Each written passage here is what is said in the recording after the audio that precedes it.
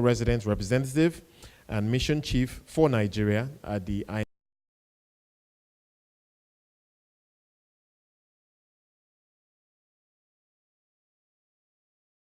One out of two is one Abuja and the other one.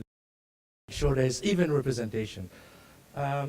So when we talk about the outlook for the region, and we're talking about Sub-Saharan Africa, which is really all the countries below North Africa, 45 countries. One thing to keep in the background.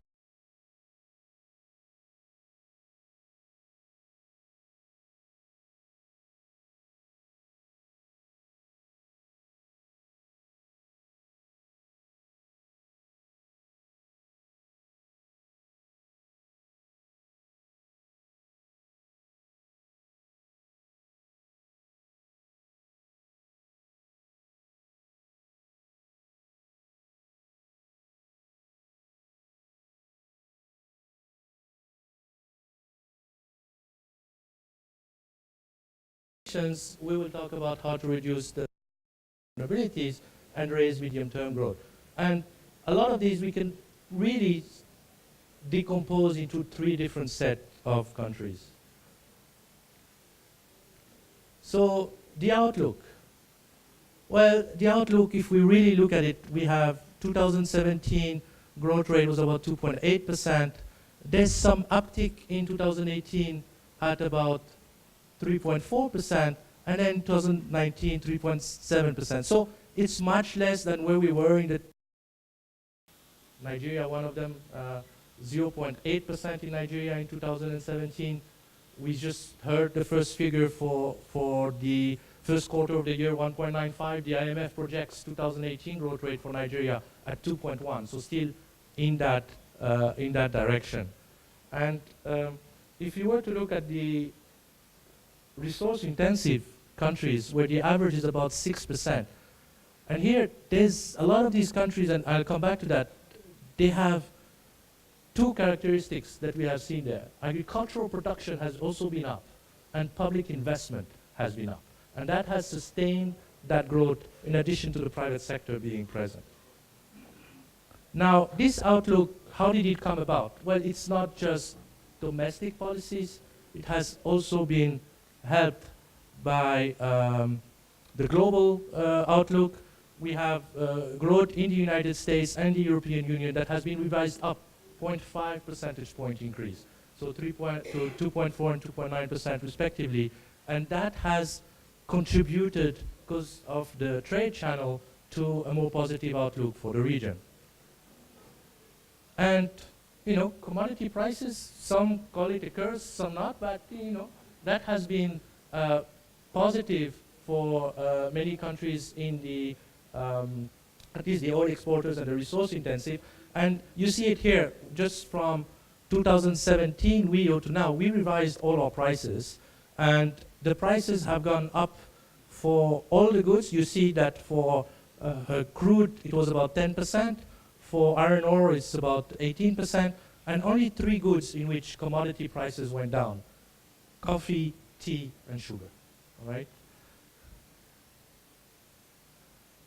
Market access for frontier markets, you know, that's a global phenomenon that has been improving. The global liquidity has helped, with spreads being much lower, from 900 basis points to about 400 basis points, still higher than emerging markets, but you've seen the trend is following that of emerging market and has been quite steep in coming down. And which have continued to attract foreign capital. I mean, you can see it's quite striking what happened to market issuance in 2016, almost non-existent, and 10 times larger in 2017. I mean, Nigeria, so it's good to point out that of the $7.5 billion in 2018, 4.8 billion is Nigeria, right? So we talk here about Sub-Saharan Africa, but Nigeria had a lot in the international market. In 2018, you had also quite a few countries that have access, like Senegal, and also Nigeria has also access. And I think something to take note from November and also in the February issuances for many of the countries is that maturity has increased. So a lot of these countries now have gone to 30-year maturity. In first time, Nigeria did it in November, and other countries, Senegal, among others, have also done that, and Angola have also done that.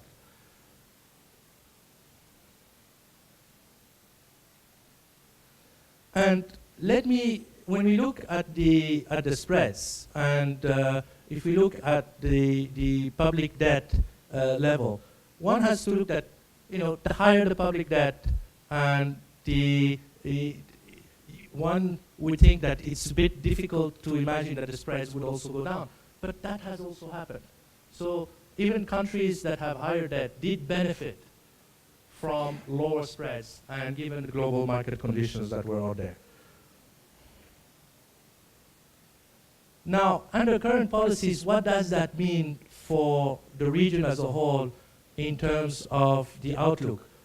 Well, the outlook, it's recovering, but it's still lower than in the past.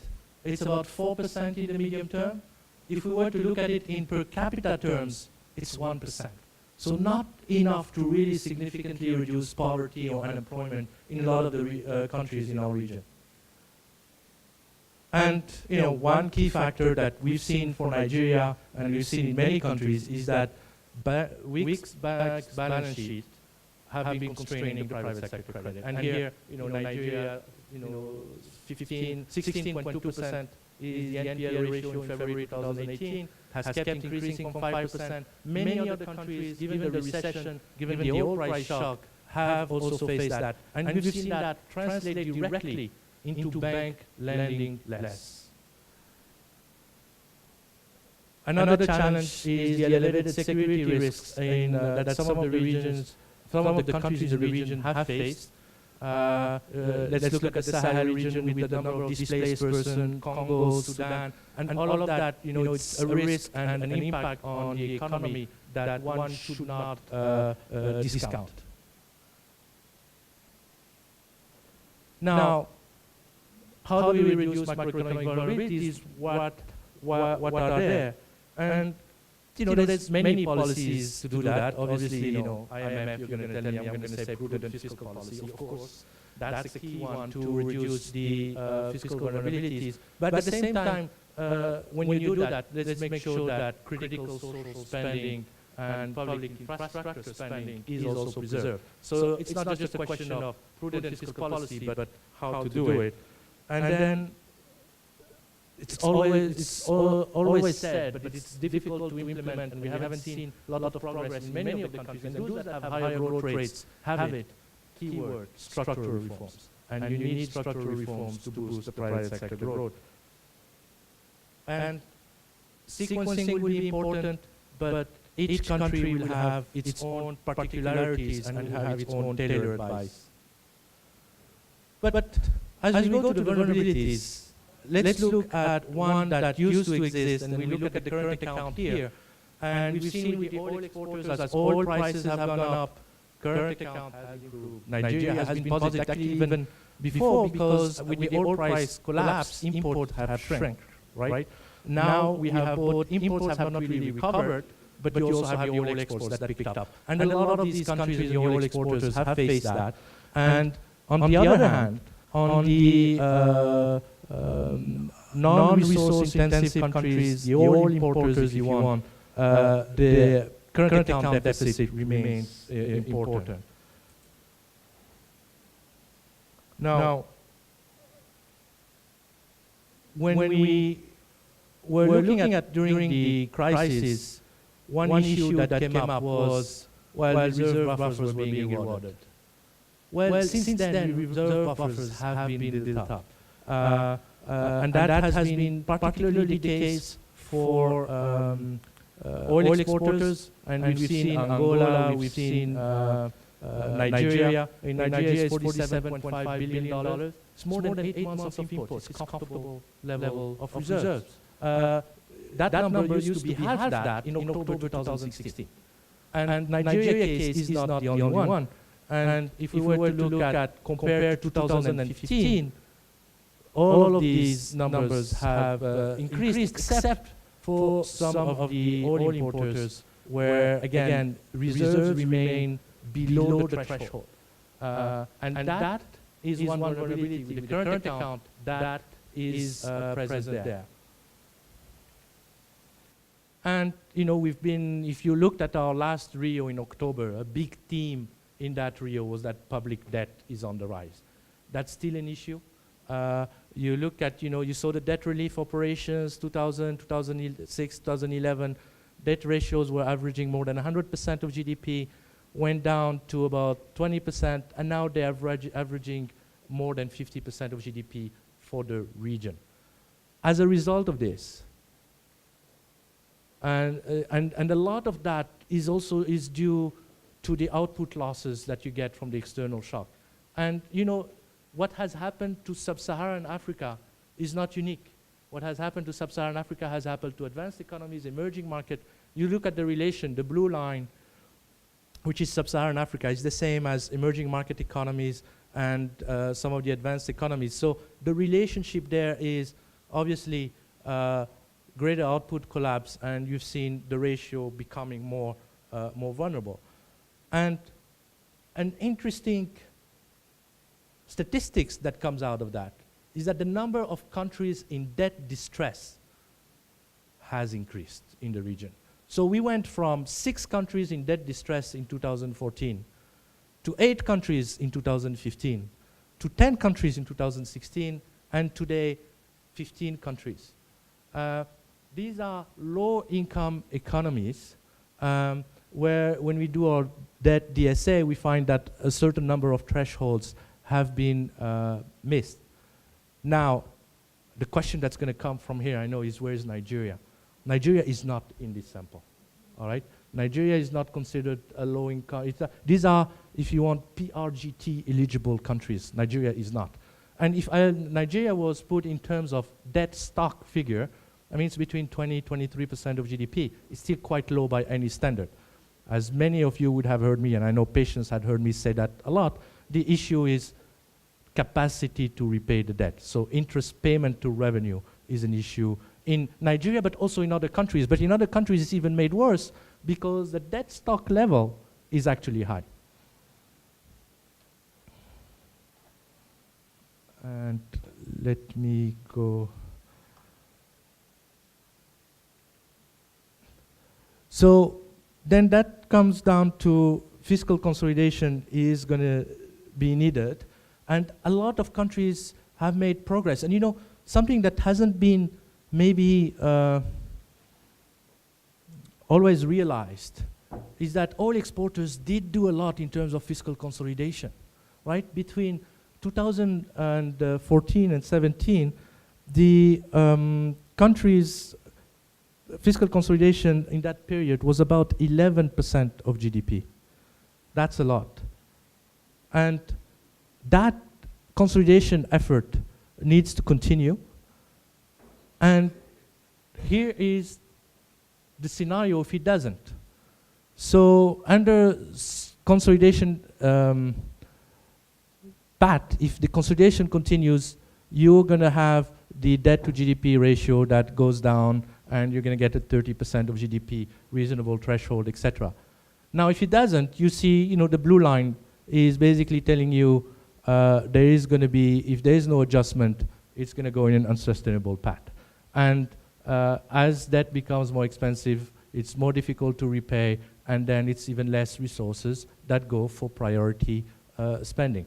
And we've seen that deterioration for oil exporters, if you want, if there were to be no fiscal consolidation, is actually a lot worse given the pattern than for other resource-intensive countries.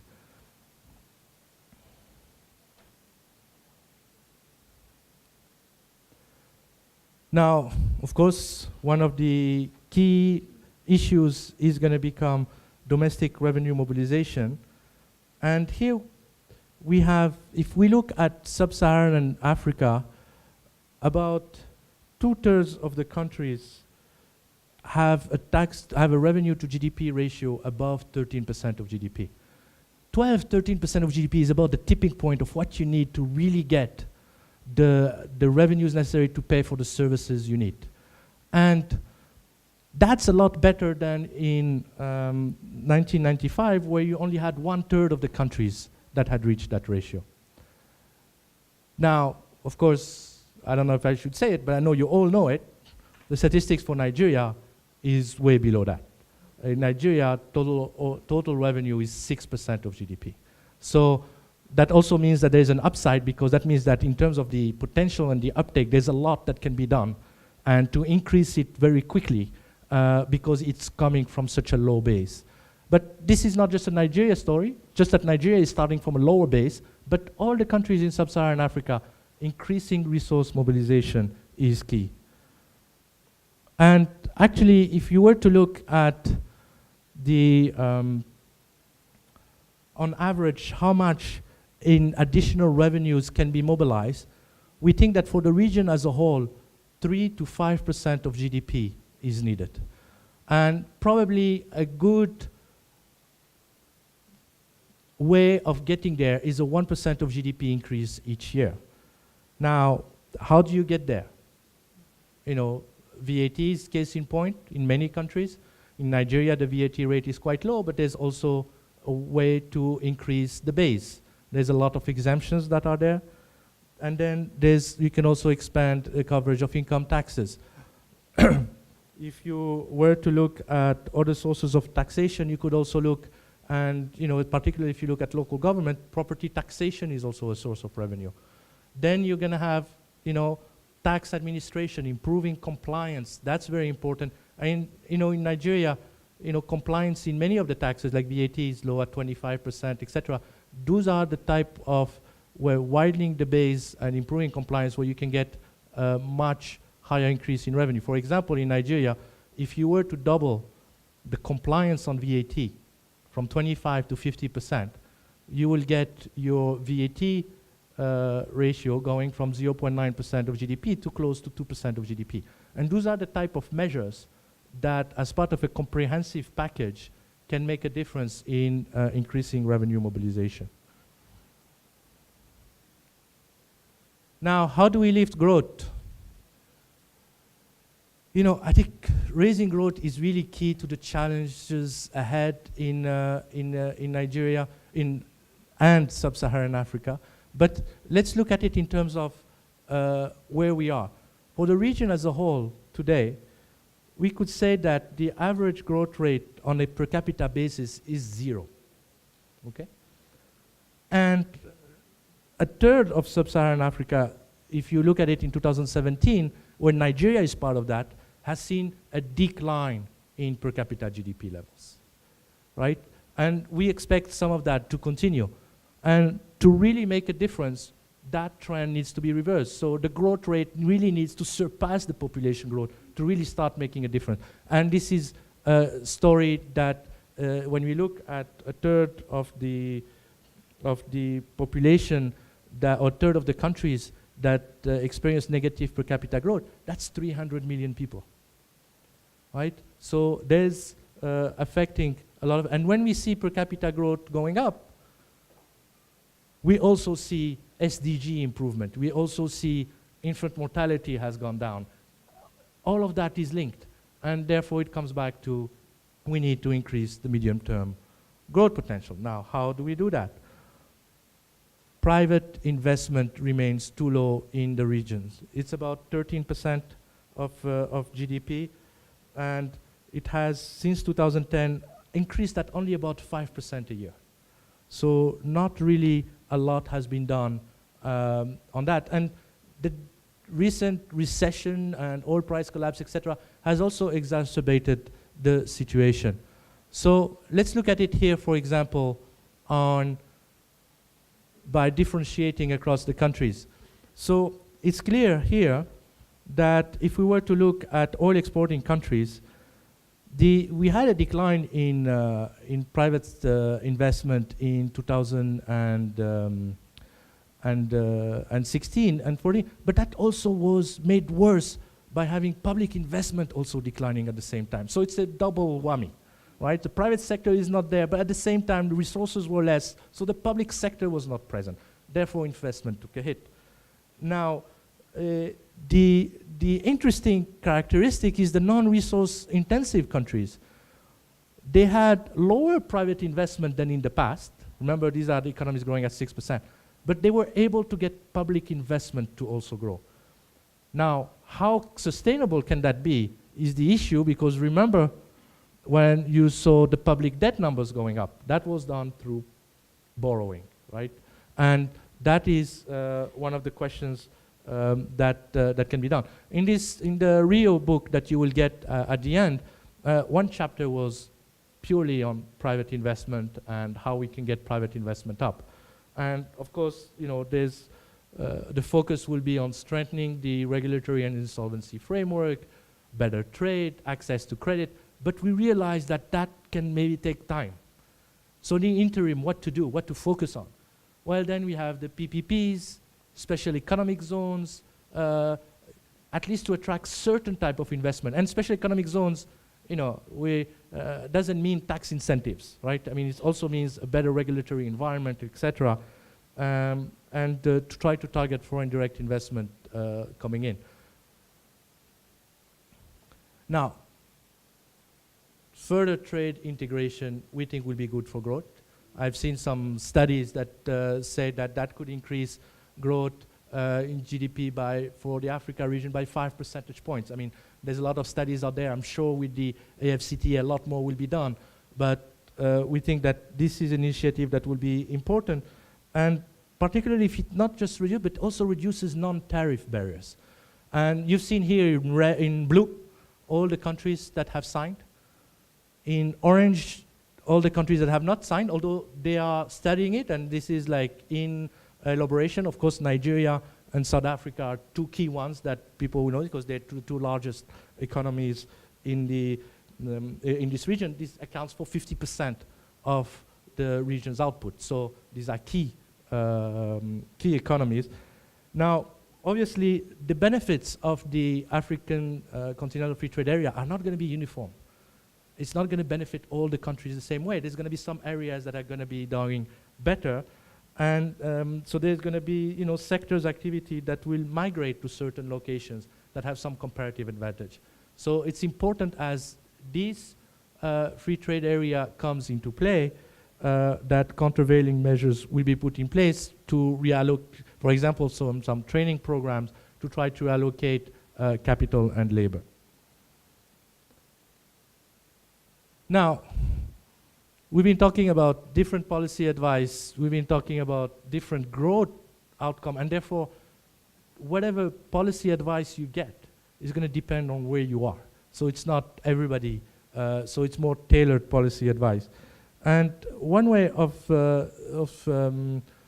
summarizing this advice, if you want, is to try to characterize the macro vulnerabilities on one side and the growth, and based on that, try to see what would be the scenarios or the recommendations. And for example, if we have a case of sustained high growth and high macro vulnerabilities, and this is a case of high or medium vulnerabilities, this is a case of many non-resource intensive economies. So those economies that you've seen at growing at 6% and above, like Ethiopia, for example, the challenge is to hand over here the reins of growth to the private sector, and at the same time reduce fiscal imbalances while protecting critical social spending. So private sector being the source of growth that can sustain that, so that it's not indebtedness, public investment that is driving growth. Now, how about if you have weak growth and medium macro vulnerabilities, and these are countries that are resource intensive. We will put here South Africa also, but Nigeria and others. And here, policy advice is to adjust the fiscal position, but also advance on economic diversification. And here, create a business environment, and one caveat, one point I would like to stress on this. The oil prices have gone up.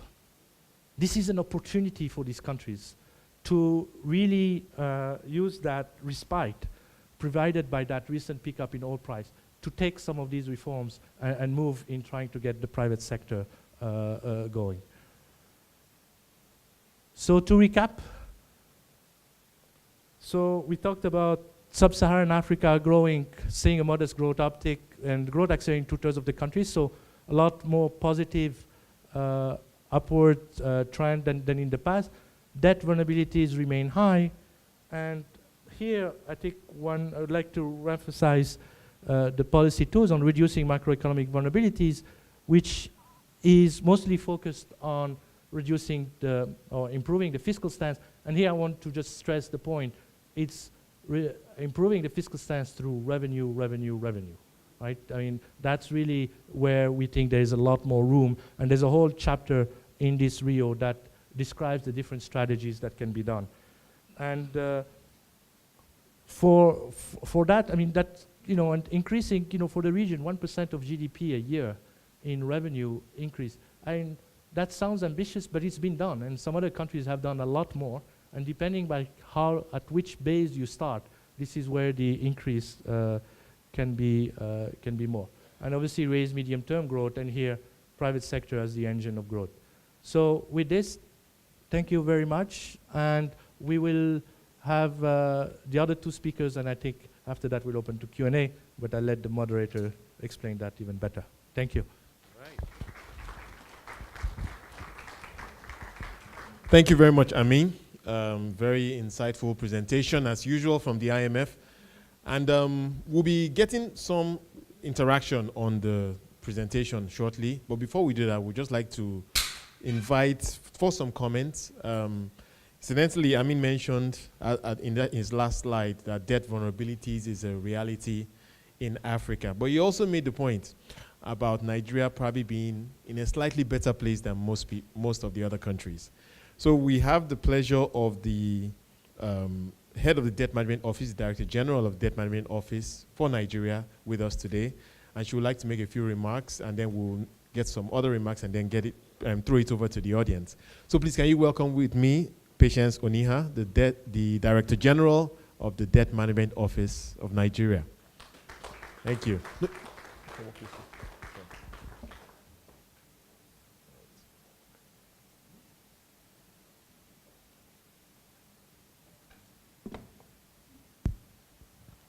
No, actually, no, I thought you were going to make a... There or something on my seat. We're still going to go... I think you can do it there. I think you want to make it. Sure. I just didn't want you to... Need this? Oh, there was no... There are no stairs here. Okay. So please make it up. Okay. Thank you very much for the invitation to just make a few comments on the presentation by the IMF. And let me commend Amin for all the work he's doing with us, with the government, on policy initiatives and support in various areas. I say so because if you're around in Abuja, you will see him at various MDAs passionately telling us what he thinks we should do and which areas we should be looking at. So I'd like to appreciate his effort and that of his team, and I'm sure a number of them are here. Thank you very much. Okay, I think the presentation he gave us is a brief from their very big report. It speaks to many of the issues that concern Sub-Saharan Africa. But I think my role this morning is just to make a few remarks on the areas that affect Nigeria. There's a lot that we say about Nigeria, and when you look at things like the Fitch ratings or some of the other economic reports that come out on Nigeria, I think there are a few things we would like to just highlight before I speak specifically to the issues around it. The first part usually is that we look at Nigeria as an oil country. I think the reality for the present administration, speaking for my minister, is we've since realized that with our production level of reserves and population, we can't really be saying we're an oil country the same way as Saudi Arabia will claim to be an oil producing country. So we are miles apart in terms of oil being a source of major revenue. It is still a source of revenue for government.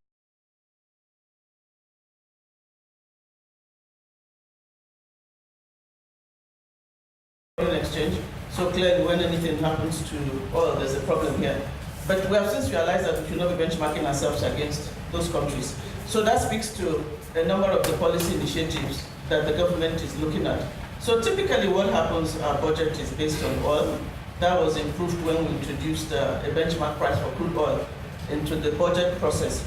So that has helped a bit, but hasn't taken away the fact that whenever there's an external or internal shock with oil, Nigeria suffers. So we saw a lot of that in 2015 up to 2016, and we went into a recession. So what are the key issues that we should be looking at? One of my observations when I read some of these reports is they tell the story as it is, compare across several countries. But I think we probably also should be looking a bit at the medium term, so we can look at more what outcomes are we expecting from some of the policy initiatives that the government is adopting, because the results will not be, they're unlikely to be in the short term. If they're in the short term, that will be good. So some of those I was thinking we should be looking at when looking at Nigeria, for instance, and I mean made mention of it, but I'd like to emphasize that quite a lot. We should be looking at revenues. The issue to ask is, why does the government borrow? Well, we borrow because there are revenue shortfalls. When we look at the budget is a public document, so we all know what it is. And I think this is rather timely because the National Assembly only passed the budget last week. And we know that the figure is higher than what the executive presented. So as a debt manager, what I'm waiting for to see is, where is the funding of that incremental size coming? Am I supposed to be borrowing, or revenues are supposed to make up for that shortfall? So that's where the borrowing is coming from. There's need to fund the budget. So the key issue to ask is, there's usually an economic paper that speaks to why the government is borrowing. So when a budget goes to National Assembly, there's a fiscal policy paper that says this is what we're trying to achieve. That's a bulky document, so I guess many people won't read that. So the objectives tied to that. So I think our focus should be, when the size of the budget is large and the size of borrowing is large, what are we doing with all the money? Are we spending them wisely and in the right places? And do we check also to make sure that we are spending them properly? So for some of, many of us here will probably know about, I'm just saying it because anytime I see publication from them, I tend to look at it closely. What budget is doing. Once there's information, financial information, they quickly throw it up there so that we can all be monitors of what the government is doing. So I think that's the focus for us. It is to say, this is the budget. How do we plan to spend that money, and have we spent it well? And I say spend well in terms of, is most of it going to recurrent or going to capital? And if capital, which are the priority projects? So I think that's what we should be looking at. Revenues, we can't tell the story enough, have been very low.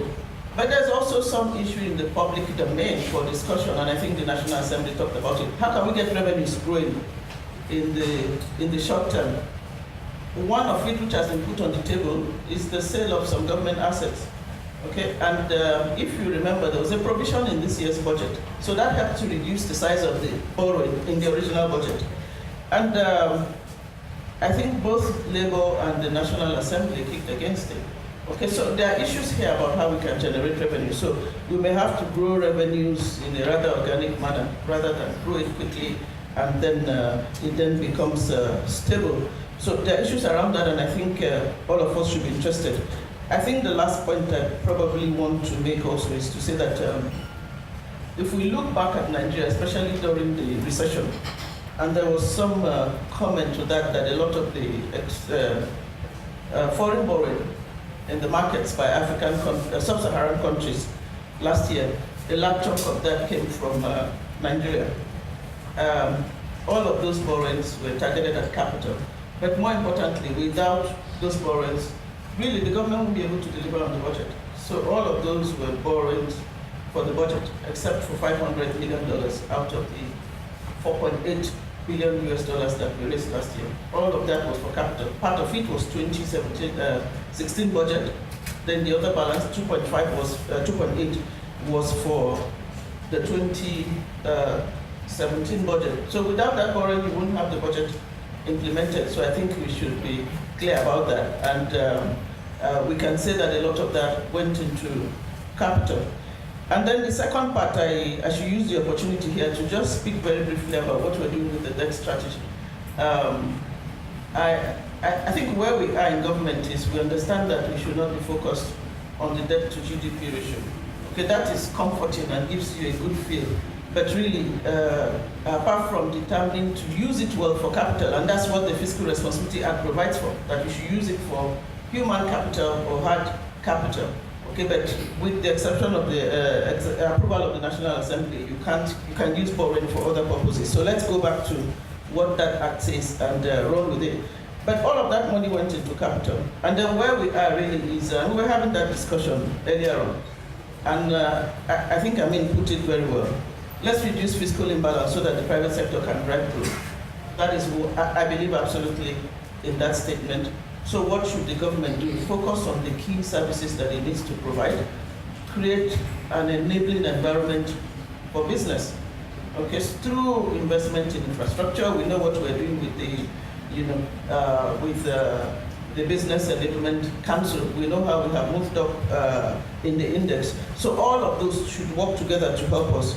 But what has the Debt Management Office been doing anyway? The reality is that we were the big borrowers in the domestic market, and in that borrowing, the borrowing served several objectives, and I can see some people who are in the market here, so they know what I'm talking about. Okay, so you have an FMDQ OTC, a dedicated platform for fixed income trading. Because of that borrowing activity, we have a market that can attract foreign investors to invest in equities and in fixed income.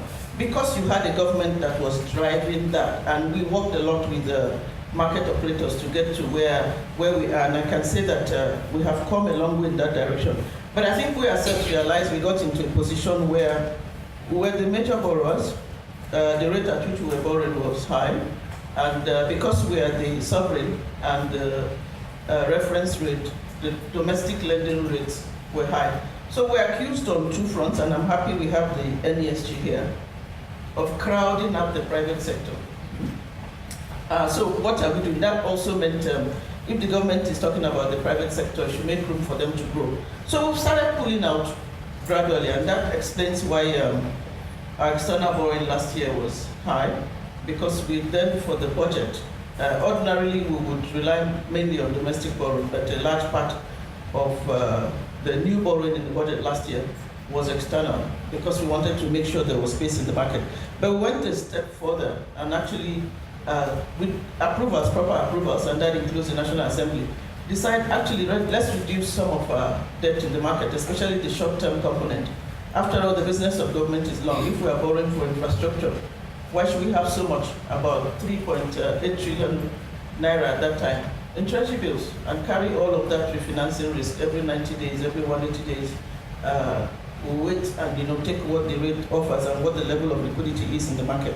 So as most of you know, there's a language about refinancing, and that's what we've been doing. So if you look at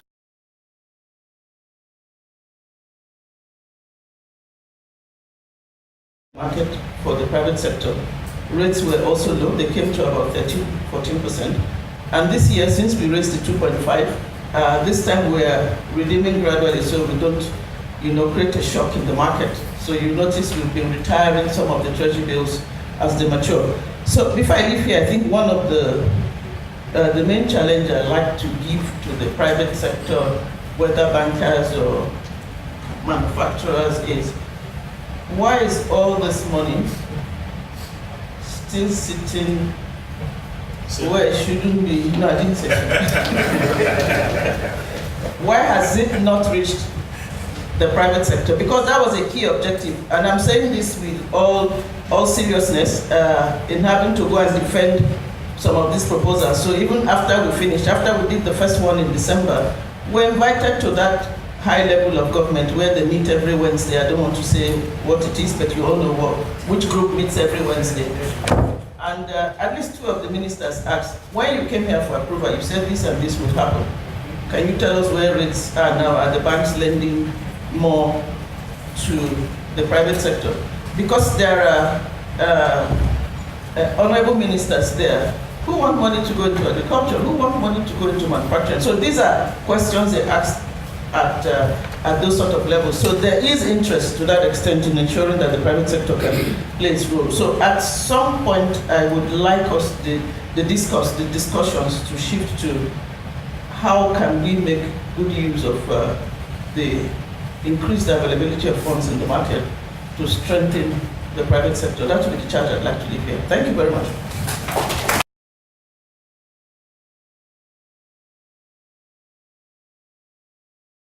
I'm glad to note that we begin to see some level of macroeconomic stability, which is good. I mean, at least those policies from assault are becoming few and far between. They're not as regular as they used to be. That's commendable. And it's good to know that we're seeing reduction in inflation, and that's making the interest rate is coming down. Hopefully, as the interest rate comes down, they will go to the right sector.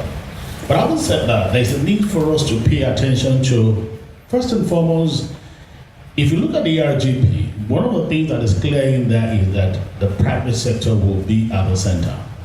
And the first thing I've always said is that the tone at the top should show this. Sometimes we hear that, but when we see the behavior of government and the tone that counts, it does not tally with the comment. And I'll share a few examples.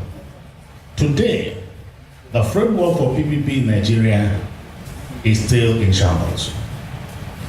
You don't know whether it is the BP that is in charge or ICRC that is in charge. And I know at the last summit, we specifically did say there's a need for us to harmonize and know that who is responsible for PPP arrangement, and it is still not being done. That's second thing. The second thing, of course, is that we have said that as much as possible, even as we bring in private sector, whatever it is that the private sector does will be cost reflective. And significantly, again, we haven't seen government bold enough to allow this cost reflection. And whether it's in electricity, which is having its challenges, whether even it's in oil and gas. I mean, when I listen to Amit said they need to grow the GDP.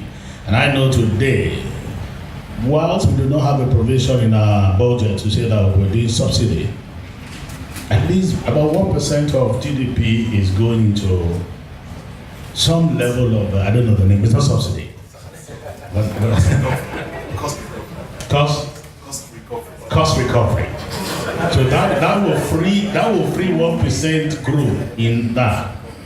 And I've had comments from ministers who will say PPP can't work. And therefore you then begin to say, do we really want private sector in the room? I must commend, of course, what the government is doing in the area of ease of doing business. We believe we should properly work on it, push it, and drive it, so that now we should go through away from the low-hanging fruits and begin to hold the big ones. I believe that outright privatization, outright concessioning is something which will fast track so that we can take government away. I hear sales of assets, but one of the things we've said is that even if you can't sell assets, there are so many assets of government that is in disuse that you can put together and at least do a long lease on that. And allow private sector to manage that. That will be inflow to government. Many of them, walking through Lagos and across the whole nation, you see government resources that are left following wasting. Okay, you can't sell.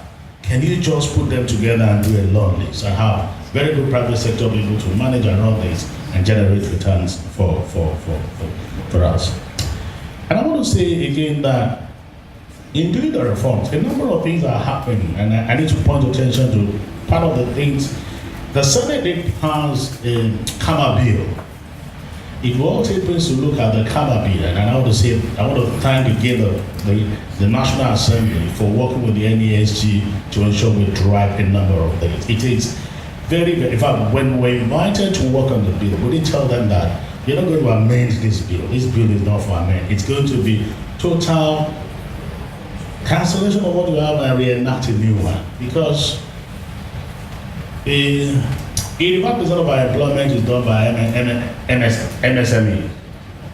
And if you want to get them to take out people who are off the street, you need to make sure you help them to get at least one more people employed. And so what that thing was done is to ensure most of them that are informal to be able to do registration and get into some formal sector so that they can begin to assess this credit you're talking about. Because if the man is informal, nobody knows him, nobody will give him money.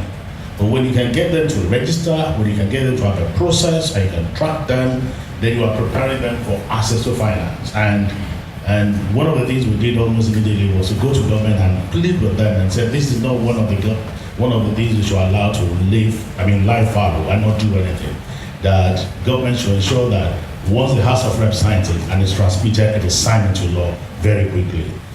I know they will do that because, again, to give us a ranking in our ease of doing business, in our world ranking of ease of doing business. But having said that, I want to say that one major area where we have problem, even if you're trying to develop the private sector, is that a lot of our private sector is not significantly developed. And this is why I was telling me that we need to sit down and look at how do we develop the entire value chain in the private sector area. There are many small, good friends that are doing beautiful things, but they are not scaling up. And I've seen both the World Bank, development partners, doing support left, center, and right. And the question we are beginning to ask them at is how can we aggregate and scale? Because it's not about small bits here and there. They are in 3 states, 4 states, all over, scattered all over the place. How do we begin to aggregate this and bring them to scale? How do we make sure we take, I've seen people tell me now that they're doing backward integration. And each time you ask some of this firm, you're working backward integration. How is it? He said, they can't even supply locally. And I said, what do you mean they can't supply locally? What are we doing in building that part and looking at the entire value chain and growing them up? And so this is support that we need to be talking about. And as I talk to the World Bank, IMF, we need to work together and see how do we scale development in this area. But I believe with you that there's a lot that the private sector can do, and there's a lot we should do to getting them work. In the area of domestic revenue mobilization, myself and Amit have had this discussion every now and then. Each time we talk about tax to GDP ratio, it's very low in Nigeria. And the question we ask ourselves is that, okay, which tax are you using? Where's the proxy? And I'll challenge him, give me there's an implied taxation in Nigeria that is not captured. And I would want us to sit down and do the exercise as to what really is the tax. And because there is significant leakages. Each time we look at the National Assembly, because we don't like the fact that they delay and they waste a lot of time, they made some points about quite a number of agencies that collect revenue and appropriate this revenue and sit on this revenue and never retire this revenue into central accounts.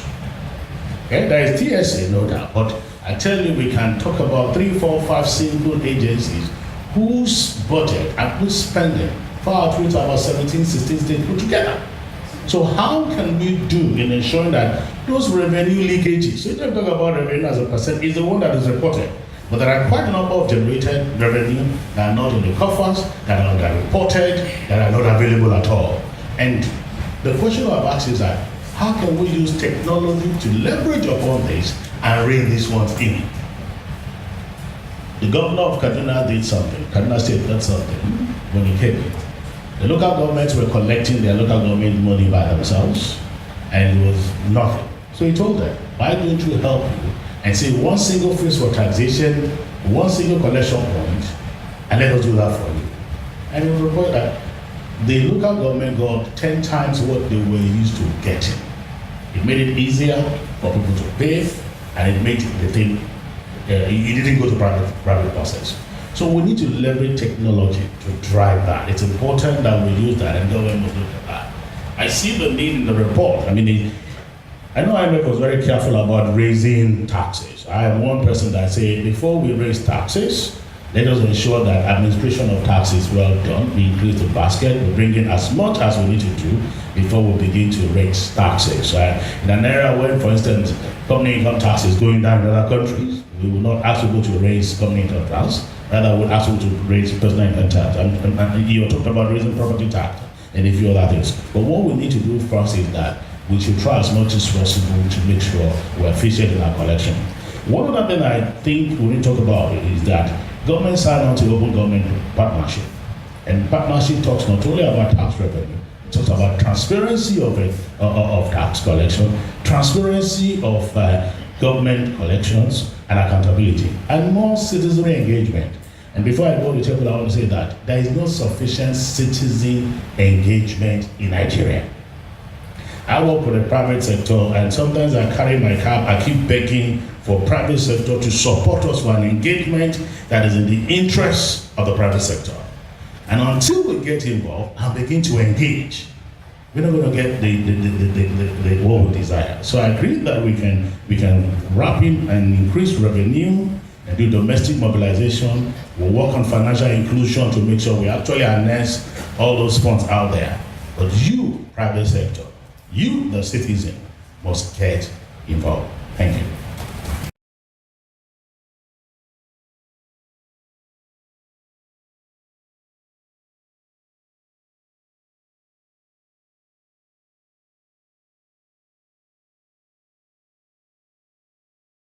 Time, it did also indicate that the capacity of the country to service those debts is what is in doubt per se going into the future. We also know that in the 2018 budget, more than a quarter of the expenditure will go into debt servicing, if my statistics is correct.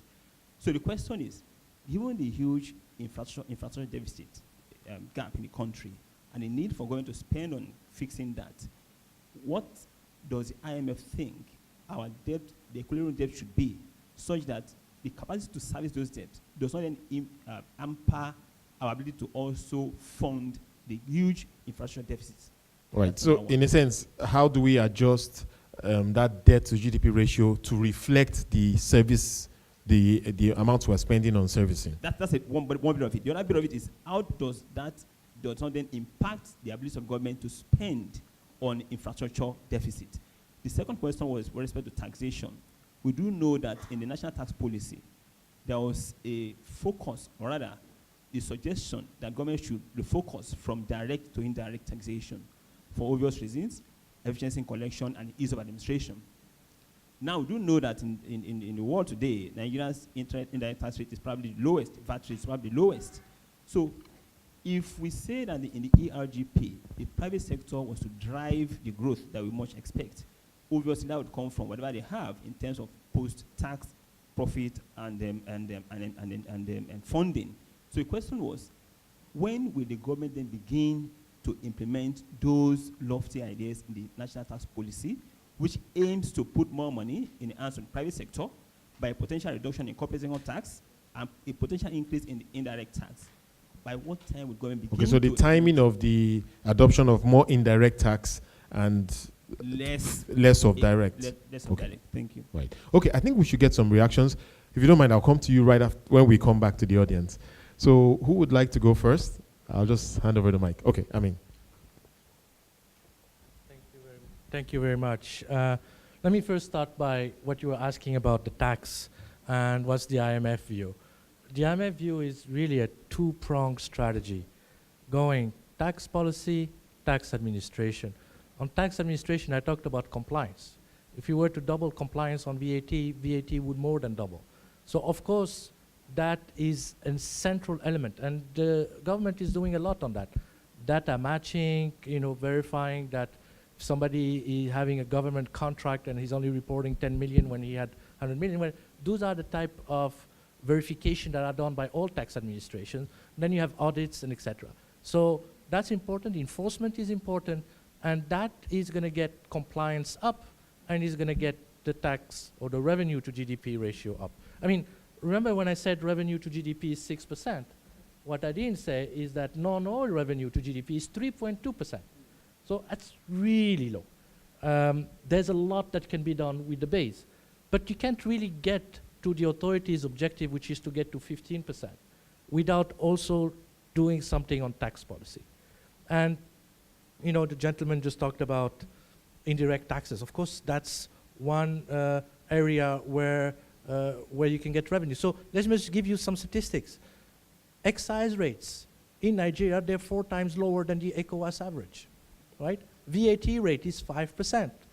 Of course, there's a lot of exemptions, etc., and of course you need to improve compliance, but it doesn't mean that tax policy is not part of the solution. To go to the authorities' target, which is 15% of GDP on the ERGP, you will need to act on both fronts. So I think that's my message on that. On On the debt to GDP, look, the debt to GDP ratio at 20-25% of GDP is still low. As I said, the issue is the interest payment to revenue. Therefore, when you have low revenue, you don't have a lot of resources that are not debt to spend on important spending. So I'm going to answer you by telling you what is the target. Well, the target, and I believe is something that the authorities have argued for in the past, is let's try to get back to an interest payment to revenue ratio that is lower than 30%, right? Because we were in 2017, at least in September, about above 60%. Now, if we can go down to 30%, that gives you a lot more space. Now, of course, there's going to be saving, and the head of the DMO was talking about some of the savings with the debt strategy. When you have from external to domestic, we've seen that the domestic yields have gone down, but you know, the denominator have two components. The interest payment is going to be low, but the revenue. And the revenue needs to be a lot higher. So, and that's how you get to lower than 30% interest payment to federal government revenue ratio. And I absolutely agree with the political will, which is, you know, you talked about the plan. The plan exists. It's called the ERGP. And a lot of the priorities there go in the right direction. So I guess the message on that is implementation of the ERGP is critical for growth to go forward. And I think that's it on my side.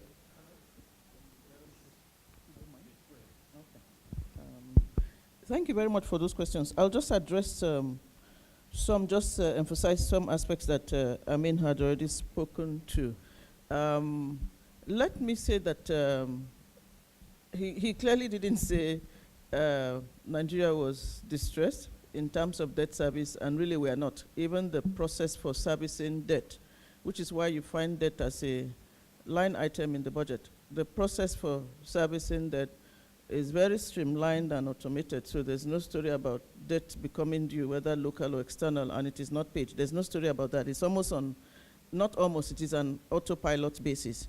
So after the relief from the Paris Club, we haven't had any case of non-servicing of debt, and in some cases we have gotten some minor small bonuses. They are not big, but the small bonuses for saying you service, at least from the external creditors, you service your debt in a timely manner, so we are refunding X amount to you. I think the part, I probably didn't want to mention is we're actually working on that whole process of recomputing the debt service to revenue ratio so that we're working on the same parameters, both on the numerator and the denominator. But let me go to the real question you asked. And I think what you were really saying was the government still needs to spend on infrastructure, which means ordinarily it should borrow more to finance those infrastructures. So if debt service is already high, how will it finance that? So I think that takes it straight to where we're looking at. Let it be that first, the simplest and the quickest is, for whatever it is we are borrowing now, let's make sure it even goes to infrastructure rather than recurrent. So that's a simple approach to it. But that's where this whole arrangement of working with the private sector to finance infrastructure comes in, the PPP arrangements we were talking about. So, and I've heard it, from several people. Make the rules clear about PPP so that the people you're expecting to be interested in that project, in those projects, know the process, know who to talk to, where to go to, rather than talking to 10 or 20 MDAs, which is really the process now. So that should be an agenda, one agenda for the government. But let me quickly say also that for some of those proposals that we have seen, in terms of the private sector facilitating infrastructure, I think one of the huge parts, and this is a question I've always thrown back, we want a sovereign guarantee for 100% for everything. So it then means what we are not taking on balance sheet, we are taking it off balance sheet. So I keep asking, what doesn't the private sector take any risk? Because some government business is viable. Okay, so government, we should probably provide guarantees for some, but not everything. So I think, so again, those are slowing down the process. So that will be PPP. But the other part, again, is even to do very targeted borrowing, which we were able to achieve with the Sukuk. So with the Sukuk, it was projectized. It wasn't now the discretion of the DMO or the two ministers that were involved. These were for roads. So If I say 2 ministers, I'm sure you can guess who. I have 1 minister I report to, and then there's power. There was no way the money could move anywhere outside of those specific roads without getting the approval of the trustees. And the trustees are private sector entities licensed by the Securities and Exchange Commission. So if you do travel by road around Nigeria, you will see signages about Sukuk. We have done some inspections, and work has been going on. The contractors are asking us, when are you doing another one? And I can assure you what it is, so that money was dedicated borrowing from the budget. It wasn't new borrowing outside the budget. We just took some part and say it is for these 25 roads. That meant money was available for contractors to work. There was some control. So speaking with the contractors and even the Ministry of Power, that has worked. So in whatever small measure we can replicate that, we will keep doing that, because that is what is right for government. And I'd like, if you don't mind, to speak to the issue around political will. And you made a very strong point there. From some of the other cases we've seen, so a government is a continuum. That's the real issue.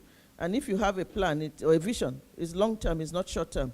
So in 1 or 2 countries where we have seen major developments, one of those countries I think that we say is either Indonesia or Malaysia, what it is, when that blueprint is prepared, whether it's Vision 2010 or 2020, it goes to their legislature for approval. So it becomes a piece of legislation that must be implemented. Because what happens now is, when the budget is prepared, projects are included, capital projects, and the National Assembly, as a stakeholder in the process of approving the budget, can decide you can't spend X amount on this road, or remove it and add another one. But if there's a document that says this road must be completed in 3 years, these are priority roads, this one must be in 3 years, this one must be 4, then we are all reading from the same song sheet, isn't it? So I think that's a very important point that you made. Thank you. Right, thank you very much for the responses. Now over to the NESG. I think a couple of points clearly towards you. Well, I don't know. I mean, I don't think there are a number of points. I mean, I can recap some for you. No, I just talk about, he was talking about the need for us to get a plan and get he actually spoke to political parties together. Again, the NESG will work to get, and like we normally do, get a plan together, which is where, again, there is a need for collaborations. There are civil society institutions that do a lot of advocacy. What we'll do is that the economic plans will be available, and we're willing to allow them to do those engagements. And it's important for NESG to just throw the economic issues out there for everybody to see, to make it available for all and everyone that will want to use it. And we have, at the NESG, begun to talk to a few of those civil society. Say, look, this data, this information, these outlooks are there. Make sure you use them in engaging the politicians in discussion. So there is collaboration with those who handle that part, and we're talking with them. The other thing I don't want to lose is the fact what Jordan said regarding the need to ensure that we work with these MSMEs, and how do we aggregate them? How do we ensure that they grow and we then bring them to tractions? I mean, and Pat was talking about how come money is not going to these people? And that was a question that she raised, that how come that despite all they've done in trying to ensure that they're not crowding out the market, they're taking away government borrowing, how come credit is not going to those sectors? A couple of things need to happen, of course, for banks to be bold enough to lend. Because again, don't forget, these same banks too are struggling with recovering those bad loans they've already made. And if you give money to someone and the bulk of the money goes into infrastructure, funding and whatever, I mean, I've asked people, accountants have looked and said, take the financials of these people, small, medium and co. Financing cost is not major at all. Financing cost is not major. What is major is what they spend on infrastructure. And until we can make sure that we make infrastructure be accessible to them, most of them are probably not going to take those money from you. And if you're a lender, if you're giving money for people to buy infrastructure, to do infrastructure rather than do actual production, you won't give that money. Now, second to that, of course, is the challenge of the central bank in taking out this money. Central bank is still balancing between, is it FX, is it interest rate, is it inflation? And more often than not, you see most of those money being taken out. One hope that now that they are getting to a level where inflation is going south, interest rate is going south, and they've got some sufficient buffer in the reserve, maybe then they will then allow that to grow. But unless infrastructure is available to the people, which is why, again, aggregating them into a group, doing some special economic zone, like you've pointed out in the report, to ensure that, take the whole Aba area. I mean, there are a number of people doing work there, and I'm glad when the Minister of Power said, we're going to that area, we ensure there is power available to all of those people. Now, there's power there, but how do you ensure logistics of transportation is good? And I'm glad when finally government said, G is back to make sure you work on clearing the Apapa port area. So if you do haulages and movement of good across Nigeria is a lot easier, then you realize that some of these small outfits then can then be aggregated and connected to make things work. So it's something that we all must stick together and work on. So that's all. All right, thank you. Thank you very much for the feedback. So we'd like to take it back to the audience. Okay, I'm sorry. I mean, I know you wanted to make a point. I forgot to answer a question on when we talked about investment. So investment did go down during the crisis, and public investment also did take a hit, also in Nigeria. But in fact, actually, when you look at it, it was 600 billion naira public investment. I'm talking here calendar year, in 2016. And 15 was about close to that number. But 2017, that number more than doubled. So we're talking about 1.2 trillion effective capital spending in 2017. So capital spending did increase. I mean, that did happen in 2017 in Nigeria, and many other countries also had some of that recovery. Now, the question that Pat and Yolibo talked about was, years are now down, but we're not seeing private sector lending. Well, you have to look at it from both perspectives, the demand side. And I know there's some representatives here from the corporate, but I'm not hearing a lot of the corporates telling me they want to expand activity and want to have big projects. And those that are coming to the banks are on the more risky side. And the banks already have 16.2% NPLs, so they're also worried about asset quality. So even if the cost of credit is lower, they're going to be worried about lending and worsening their bottom line. So, those are the two factors that mean that even though there's more liquidity today than in the past, lending is still not picking up. All right, thank you so much. Okay, so we'll take it back to the audience and get some more reactions. Okay, can we start on this side of the room, please?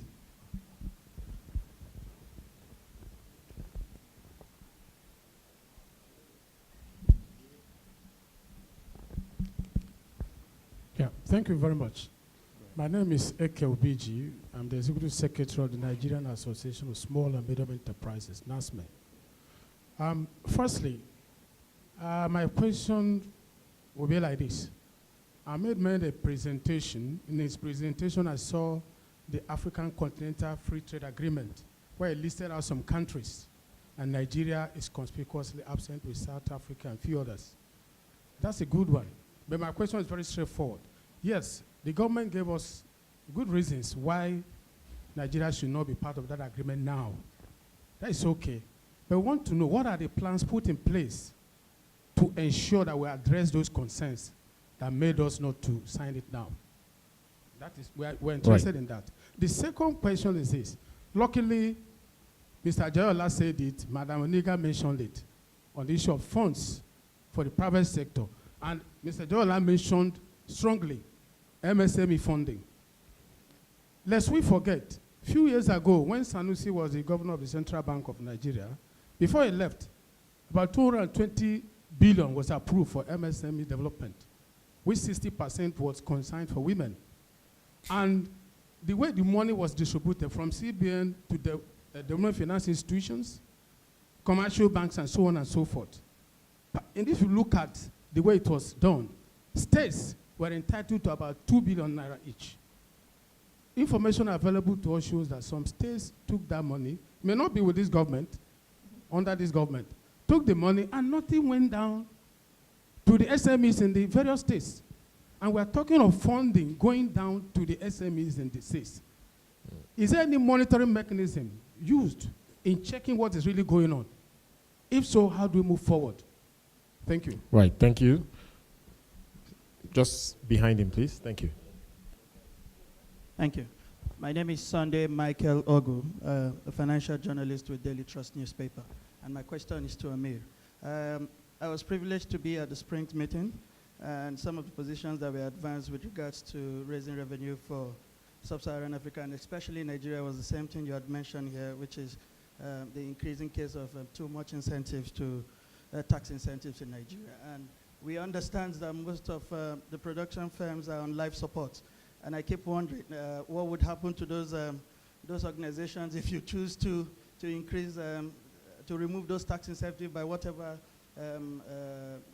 logic you try to advance. So I would like to understand, in comparison to the other places you have studied, what areas of those tax incentives, what kind of tax incentive do we really give in Nigeria that makes it too much, that makes it too different? Because I know we are competing for capitals with other countries, and they are offering far more incentives than we are doing. So I would like an understanding around what exactly is too much.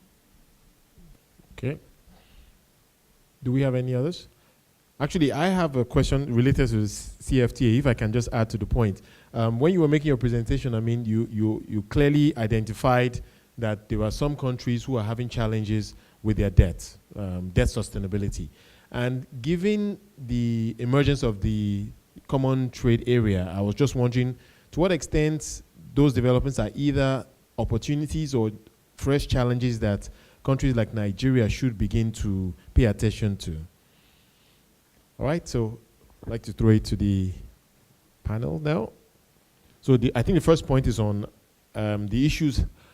I don't know if the CEO of the NESG want to address the issues around the CFTA and addressing the issues that were raised by the government. We can start from there.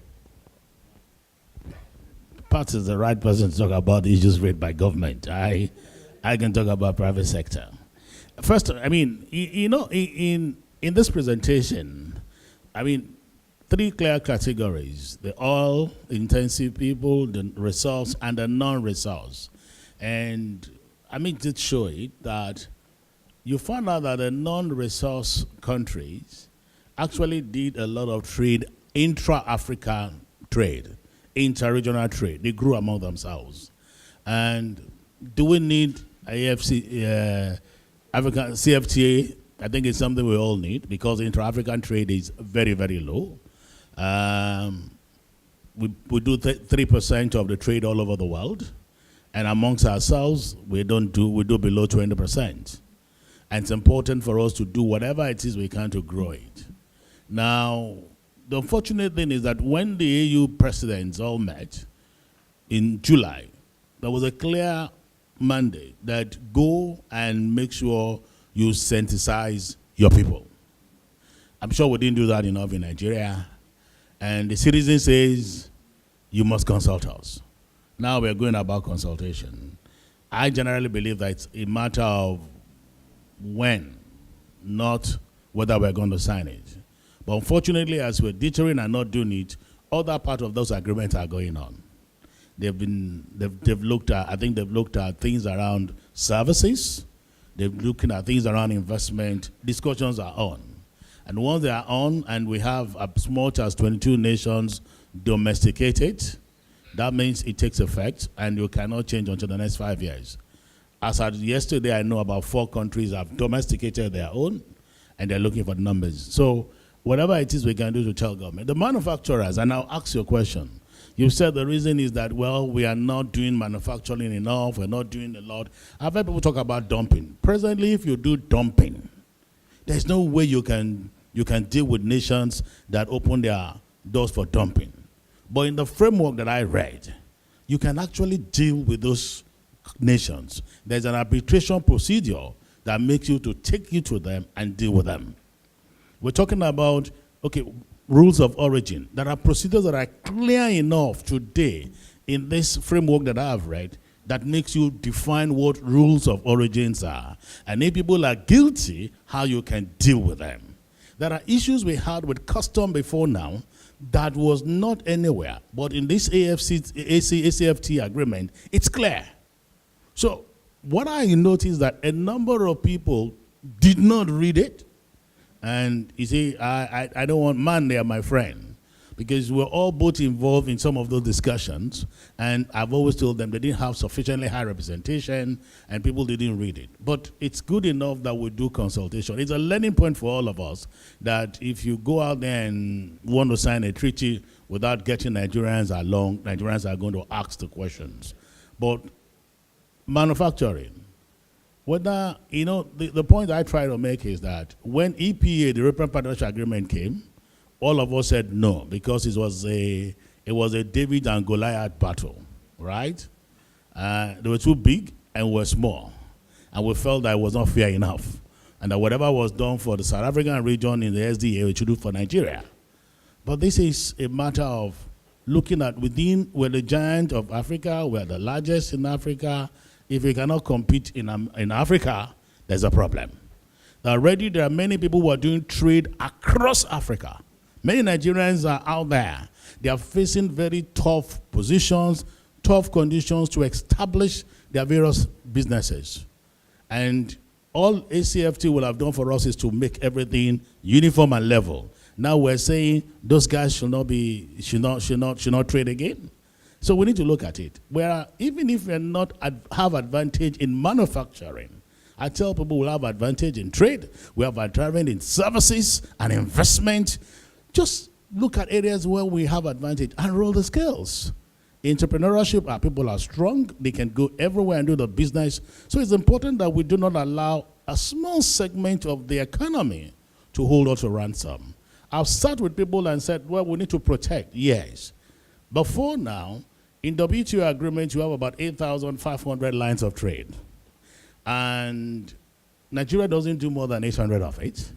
And we only have coverage for about 20%. That gives about 160 lines of trade that are covered.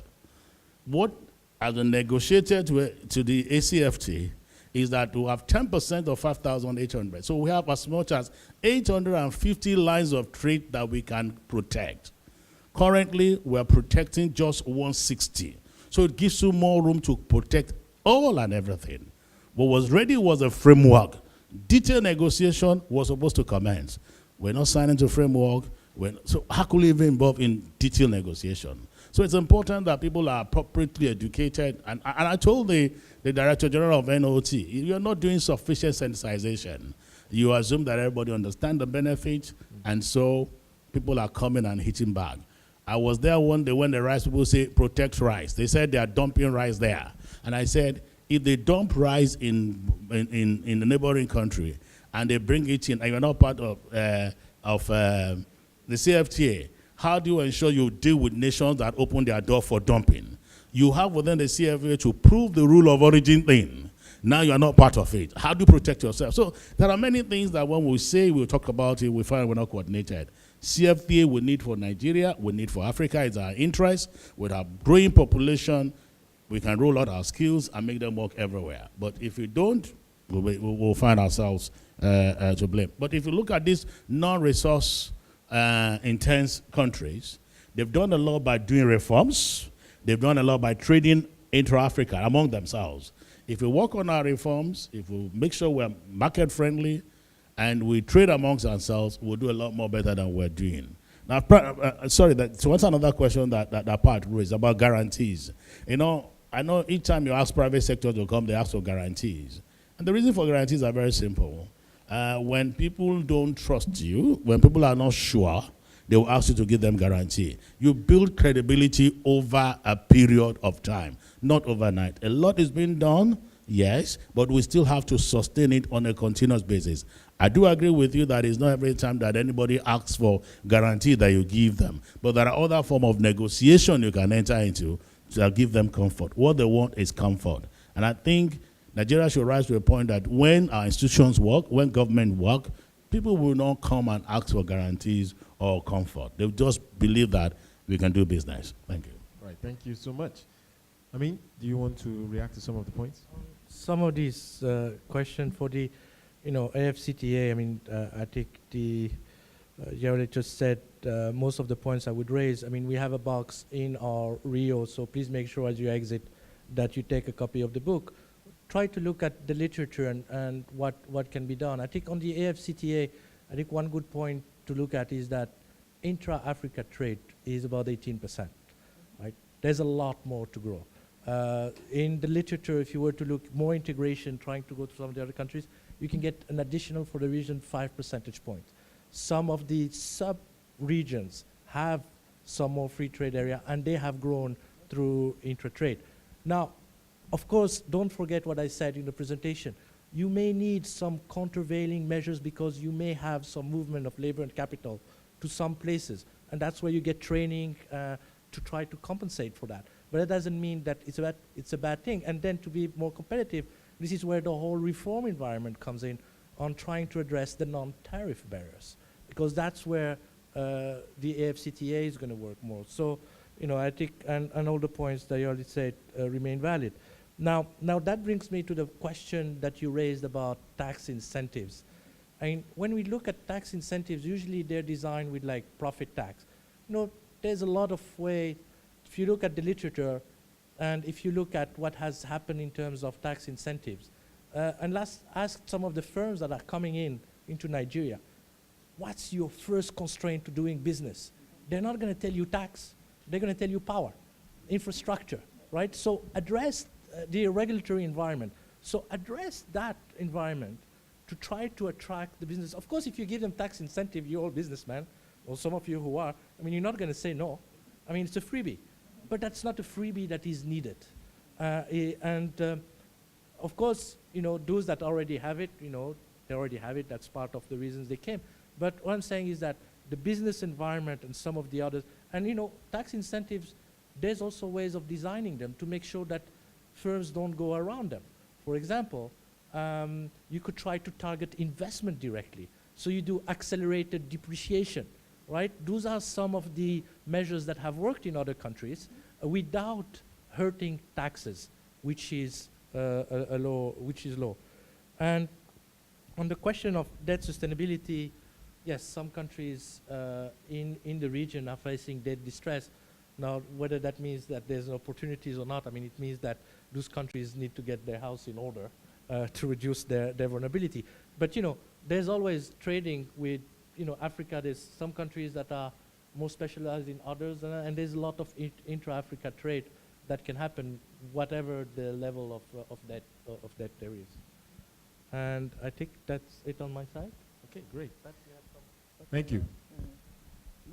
I think the question Jai wanted me to answer, he's responded to it. So it's a public outcry that made the government, as most of you know, that document had been approved for Nigeria to sign by the Federal Executive Council. So the organized private sector and the labor movement kicked against it. It's in the public domain. So I guess the relevant office is doing a lot of consultations. I still saw some notices for some consultations last week. So let's see, at the end of that, I guess it can then be either represented or approved one way or the other.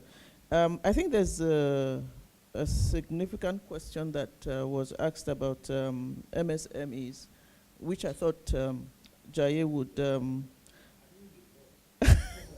yeah, not the CBN. Okay. I think one of the questions I wanted to ask, so maybe the big question is, how are some of those intervention funds used? Because even when you talk about power, there were, you know, huge intervention funds here and there. So how were they used, and how have they helped the various sectors? So my question, my advice usually, you're asking for how the funds were used. They went to state governments.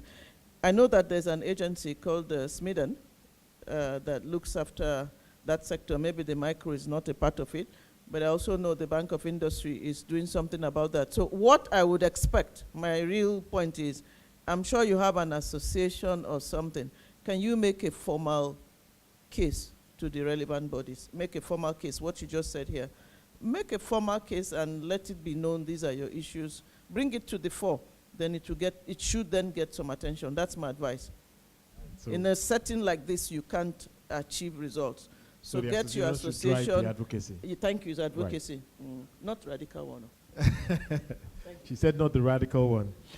All right, thank you so much. We've actually overrun by significant time, the time that we've allotted for today's program. So I'd like us to begin to round it up now.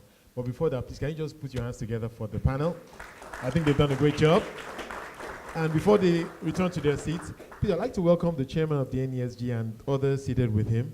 Please, if you can, come to the stage for a group photograph before we get Amin to probably share some final words.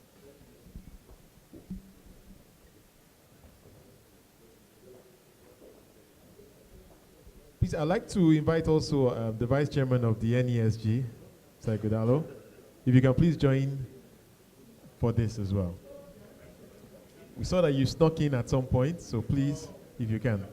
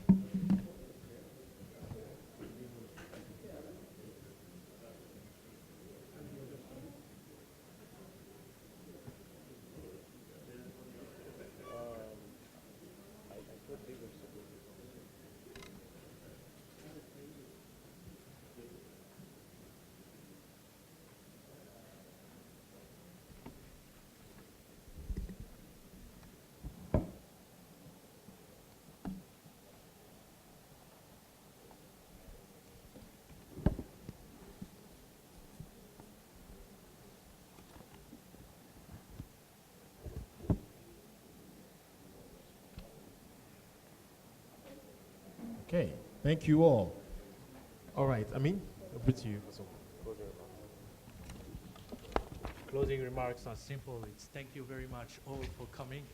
I'm hoping that this is going to be one of our regular events. We do this twice a year, trying to present for the region, but as you saw from the debate, this is also an opportunity to discuss what happens in Nigeria in relation to the region. In terms of the outlook so far, what I want to remember is that there was an upturn.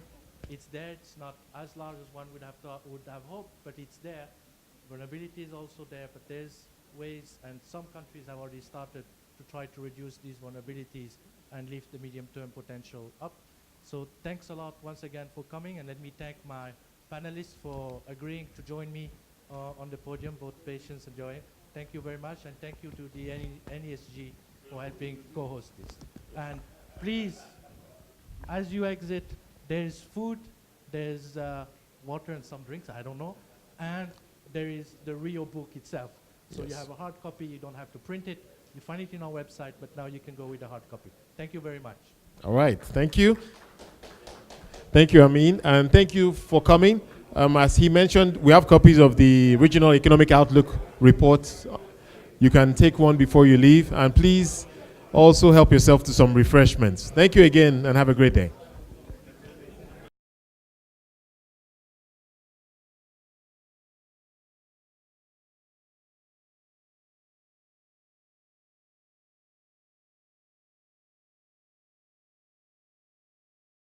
What's the monitoring mechanism? Let's take a look at the SUCOG, SUFA, the roads, to ensure that those borrowings are going to those right projects. And again, what measures are you really putting in place to reduce debt services? Because they said the amount to spend on servicing debt is very huge. Okay, let me respond to the first one. And I think that's significant in terms of what we do with the borrowing. So, as Amin had said, there was over 1.3 trillion naira released for capital projects from the 2017 budget, and that is probably higher by now. As you know, we're still running on that budget. Okay, so the borrowing, particularly the external borrowing, was targeted at infrastructure, various categories of infrastructure. But let me speak to the sukuk he talked about, and then there's a green bond as well, which is also project tied, because it has to be tied to eligible projects. For the sukuk, we raised 100 billion naira sometime in September for the funding of specific roads, 25 road projects across the geopolitical zones. Those roads are listed in the offer documents, and they are available in the public domain and in the DMO's website. I'm making reference to that because you can go now and inspect the work that has been done. Okay, so in terms of monitoring the projects, the funds are ring-fenced, so they are not available for general government spending. They're available only for those specific roads. And there are trustees to make sure that the funds are used. Trustees, as you will have in a normal bond issue in the market, to ensure that those funds go to those roads. I can confidently say, because last week Friday we completed the inspections of those roads. We've inspected all of the roads, and I encourage you, if you have the time, to look at them, or when you are driving, north, south, east, west, south, south, southeast, you will see roads that have sukuk signages. They're very bold. So we have inspected, and we can assure you that work has been going on those roads. Some of them are nearing completion. If you go from the airport in Abuja all the way to Okene, you would see the significant amount of work that has been done. There's an Okene bypass, so people don't go into Lokoja, Edo State, don't have to go through the town. There's a Kaduna bypass being built. There's work on some part of the Lagos-Ibadan, not the Lagos-Ibadan expressway, but further down all the way to Ofosu, all around, northeast, northwest. So work is being done. So we have inspected physically, okay, a team of the DMO, the Federal Ministry of Finance, and the Office of the Accountant General, and we're extremely impressed with what we saw. I can assure you that the first day I went out on those inspections, I came out feeling much, much better. So, and I think you should do the same thing. That's to your question. Same thing with the green bonds. The funds are project tied. The question you asked about debt service, I think it's useful you ask that question, so we'll keep repeating it again. Last year we explained the debt strategy. And first of all, we should understand that the debt service is a function of the interest that you pay on those borrowings, as well as your revenues. Okay, so the critical part is revenues have been low, revenue dropped, revenue has been low relative to the size of our GDP.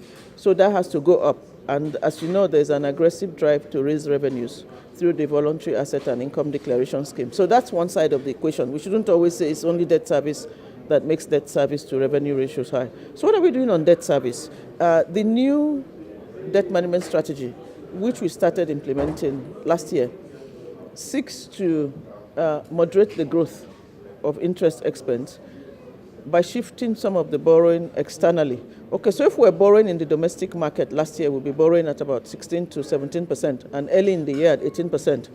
But we went to the international market, so rather than borrow that $4.8 billion that we borrowed in the international markets, in the domestic market, we borrowed at below 8%. So clearly, the difference between 17 and 8% is 9%. So we saved interest. If we raised that money in the domestic market, we would have had to pay those higher rates. So we saved a lot of money from that exercise. We estimate we saved about on a per annum basis, over 70 billion naira from that exercise alone. So what is the summary?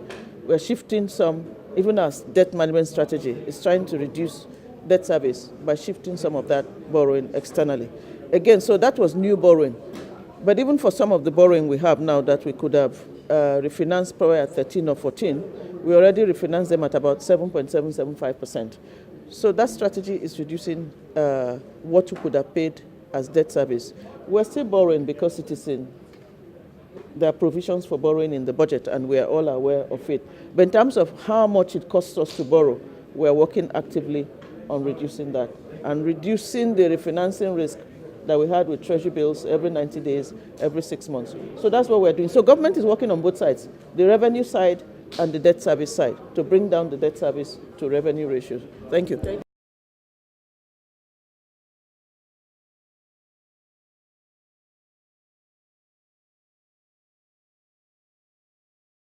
Know that well. I mean, we saw those three buckets of development: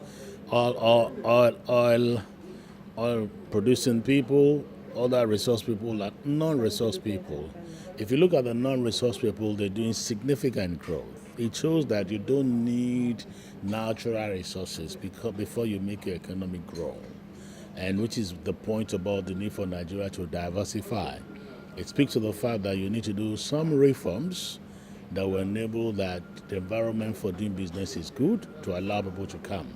I'm glad that there was, if you look at the 2 points of access to look at, the need for private investment, which form the center of our ERGP too, but it's important for all hands to be on deck. Significantly, how much of private sector investment do we want to do and how do we drive it? And so those are the things we need to look at.